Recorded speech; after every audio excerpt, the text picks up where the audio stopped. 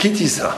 Kitissa, Vaïdaber Hashem el Moshe les morts, Kitissa et Rosh b'nei Israël et Pekudem, Venatnu ish kofer nafsho, la Hashem, etc. Il faut donner le martzit à shekel.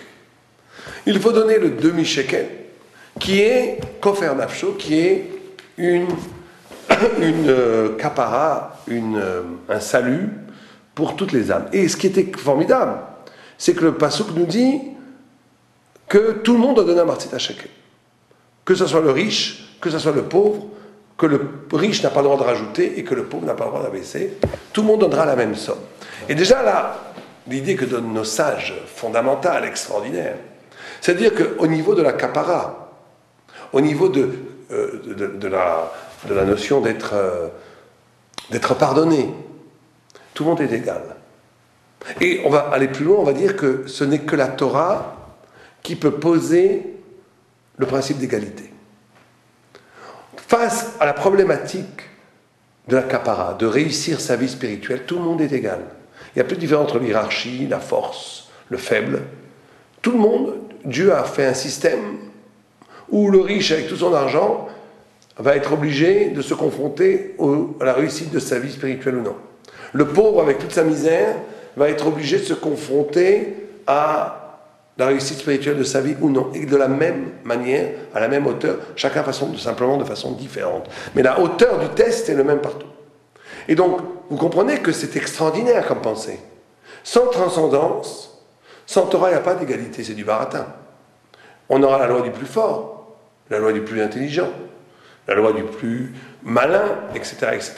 Et donc, on va arriver à ou bien une égalité artificielle, fausse, comme les communistes ont essayé de le faire, où on va, de façon presque injuste, dire que celui qui a du talent va travailler pour les autres et le fainéant, parce que tout le monde doit être égal, et c'est une fausse égalité. Ou bien on va dire chacun se débrouille comme il peut, on est dans le capitalisme sauvage, où il n'y a pas d'égalité, où c'est la loi du plus fort, la loi du plus malin, et la loi du plus intelligent. Alors que la Torah nous dit tout ça, ça a une valeur tout à fait relative.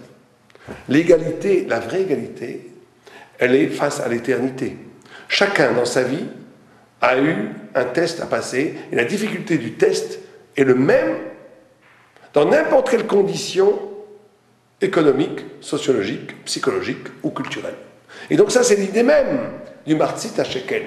Le martzit à shekel, le demi-shekel, nous enseigne, tout le monde donne la même chose. Pas de différence entre le pauvre et le riche, parce que, comme on nous dit, le pasuk nous dit, kofer nafsho, que c'est le salut de l'âme. Le salut de l'âme, il ne dépend d'aucune forme de différence, qu'elle soit sociale, culturelle, psychologique ou même intellectuelle. Le salut de l'âme, il dépend de comment j'ai géré ma vie. Et donc, on nous dit que, justement, cette capacité spirituelle, avec ce demi-shekel, vous savez que ce demi-shekel permettait de subventionner les caisses du Beth Amikdash où on achetait tous les jours les corbanotes et 2 corbanes, le corban du matin, le corban de l'après-midi, avec lequel on faisait 2 holotes, 2 holocaustes, un le matin, un l'après-midi, perpétuel, tamide, tout le temps. Et là, on nous enseigne quelque chose d'extraordinaire en nous disant que l'essence même de l'acte spirituel, c'est ce passage-là. Passage de l'individuel au collectif. Qu'est-ce que c'est le corban? Le corban, c'était pour tout âme Israël. Mais qui payait le corban? Chacun d'entre nous. Chaque juif donnait un demi-shekel qui permettait de payer le corban. Il y avait une sorte de conjonction de toutes les bonnes volontés d'Israël qui créait un sacrifice qui était offert au temple 2 fois par jour. Et on nous dit qu'au niveau existentiel, le corban, c'est le passage de la matière à la spiritualité, de l'être là à la lumière. Au niveau existentiel, pour nous, dans notre existence, le passage de la matière à la lumière, c'est cette capacité de vivre sa vie où je passe du souci de moi-même au souci du clan d'Israël. C'est ça, c'est transformer sa vie en destin. C'est ça, exister spirituellement. Quand quelqu'un n'existe que pour lui, quand le registre de sa vie est limité à sa propre présence, il peut avoir l'air très spirituel, il n'est pas dans la spiritualité. La spiritualité, c'est quand je suis capable, à un moment donné, de vivre une vie qui est pour l'autre, pour Am Israël. Comment je peux traduire mon existence en une existence qui excède largement mon existence primale, qui est la notion du souci du collectif d'Israël. En d'autres termes, il faut se poser une seule question. Une seule question. En définitive, à quoi j'ai été utile? En quoi je suis utile? En quoi ma vie est utile? C'est ça la question qu'il faut se poser. La Torah refuse la notion d'épanouissement. Chose que les psychologues, tout le temps, disent il faut que vos enfants s'épanouissent. L'épanouissement est pour la Torah quelque chose d'obscène. D'avoir réussi sa vie, c'est quelque chose d'obscène. La seule véritable réussite, c'est en quoi j'ai été utile. Alors on peut se poser la question, certains malins poseront la question, mais bon, alors à quoi ça sert aussi le monde entier? En quoi? D'accord, que de la même façon que moi, si je ne me réussis que mon propre épanouissement, c'est nul. Si ma vie n'est pas transformée en souci du collectif d'Israël, on peut se poser la question, le collectif d'Israël, ça sert à quoi? Ça sert à des choses, tout le monde comprend, que Dieu sait, qu'il y a tout un engendrement du sens, un engendrement de l'histoire, dont Dieu nous révélera le secret plus tard.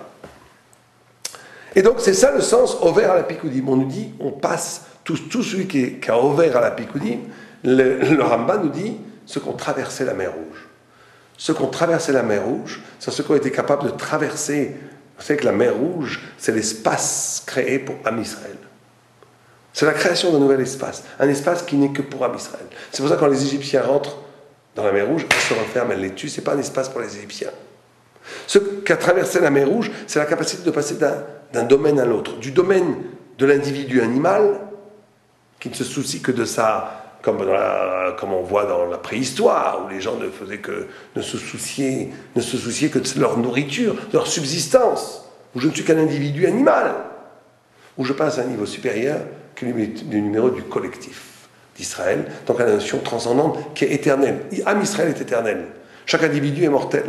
Mais justement, chaque individu redevient immortel s'il s'identifie à un projet qui est le projet de Am Israël. Et c'est ça la notion même du Korban. La notion même du Korban, c'est le passage, tous les individus en tant qu'individus deviennent un collectif, deviennent un tzibour, puisqu'ils ont tous participé en donnant le demi-shekel à l'achat du Korban, qui est une expiation pour tout Am Israël.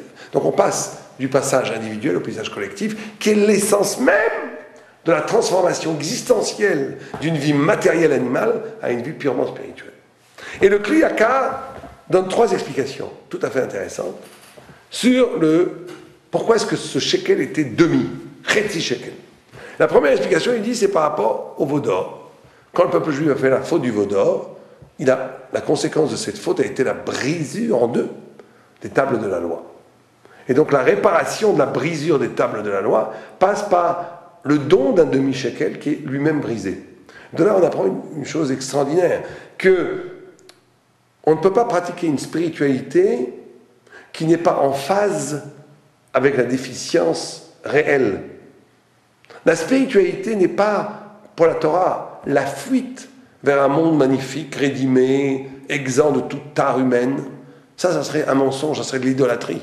La spiritualité, c'est comment répondre spirituellement à une brisure qui a été créée par la faute. La spiritualité juive, c'est la prise en compte de la dimension humaine telle qu'elle est aujourd'hui. Et comment, à partir de cette prise en compte de la destruction de la grandeur humaine, je peux à partir maintenant de retrouver l'autre moitié. La notion de brisure, de cassure, du demi-shekel, c'est qu'il y a quelque chose qui a été cassé, il va falloir réparer. Ça, c'est la première explication que donne le Kli Yakar. La deuxième c'est qu'il dit que, ça c'est une idée très profonde, très intéressante, qu'il déploie, on dit que Nefesh, vous savez que l'homme est bâti à partir de 3 niveaux. Nefesh, qui est l'énergie vitale, spirituelle. Ruach, qui est le niveau plus haut, qui est le niveau de la parole, le niveau de la personnalité de l'homme. Et Neshama, qui est le niveau de l'éternité de l'homme, le niveau de la pensée, le niveau de son rapport avec Dieu absolu. De ce dont on parle dans le demi-shekel, c'est kofer, kapara, expiation du Nefesh, pas du Ruach ni du Neshama. Mais il dit que c'est ça, parce qu'il dit que la seule chose qu'on doit donner à Dieu, c'est son nefesh. En d'autres termes, il dit une idée formidable. Il dit, si l'homme se définit sa vie par rapport à son nefesh, par rapport à sa subsistance, par rapport à sa dimension animale, sa dimension d'énergie vitale, il détruit, il devient une identité banale, comme tout homme, qui se coupe de son roi, de sa parole et de sa pensée réelle, qui est sa singularité à lui. Ici, on a le mouvement inverse. On doit passer d'un faux collectif, d'un faux universel, qui se partage par l'animalité commune. C'est pour ça qu'il dit que tout le monde donne la même somme, parce que tout le monde a la même énergie vitale à l'origine. Le nefesh est pratiquement le même chez chaque homme. Là où l'homme se distingue, c'est par rapport à sa parole, au roi, ou par rapport à sa pensée. Mais la façon dont le corps fonctionne, l'énergie vitale qui est donnée à la vie, il est plus ou moins identique chez chaque homme. Et donc il dit, c'est ça qu'il faut abandonner en donnant le Chetzi Shekel. Comment on arrive à l'expiation, comment on arrive au salut, comment on arrive au pardon, c'est si je renonce à une identification de moi-même à partir de ma dimension animale. Tout le monde comprend quand je dis l'identification de moi-même à partir de l'identification animale, c'est-à-dire que je m'identifie, que j'investis dans mon rapport à moi-même par rapport à ma puissance de créer de l'argent, de créer du pouvoir, de créer de la manipulation, de créer tout ce qui est de l'ordre de l'animalité, des rivalités, des jeux de force. Si l'homme se définit comme ça, c'est un homme à moitié mort, c'est un homme animal. Ben c'est ça qu'il faut donner. Ça, il dit, c'est pas à moi. Ça, l'énergie vitale, elle me vient de Dieu. Je le donne. Et quand je suis libéré de cette définition animale de moi-même, alors j'arrive à commencer à pouvoir parler. J'arrive au secret du roi, de la parole, et Bezat Hashem, par l'étude, par le travail, à penser, arriver à la vraie pensée thoraïque. Et donc, pour finir, la troisième explication que donne le Kliyaka, c'est le feu. C'est que quand Moshe ne comprenait pas comment une pièce de monnaie pouvait amener le salut, Dieu lui a sorti de sous le trône de gloire une pierre, un demi-shekel qui était flamboyant. Et il lui a montré, il a compris. Par le feu, il a compris. Parce que le feu rend tout feu. Le rend tout feu. Il a dit la seule façon d'arriver à la clairvoyance de la vie qui amène elle-même à l'élimination du péché, c'est de tout transformer en feu. De quel feu parle-t-on ici? Du feu de la Torah. En d'autres termes, et ça c'est très important, nous sommes définis par des valeurs. La valeur de l'argent, la valeur de la réussite sociale, la valeur du kavod, de l'honneur, la valeur de la force physique, toutes sortes de valeurs. Tout ça en soi n'est pas condamnable, mais il doit être assujetti. Si elle devient absolue, si ces valeurs-là deviennent absolues, alors c'est la catastrophe, c'est l'idolâtrie.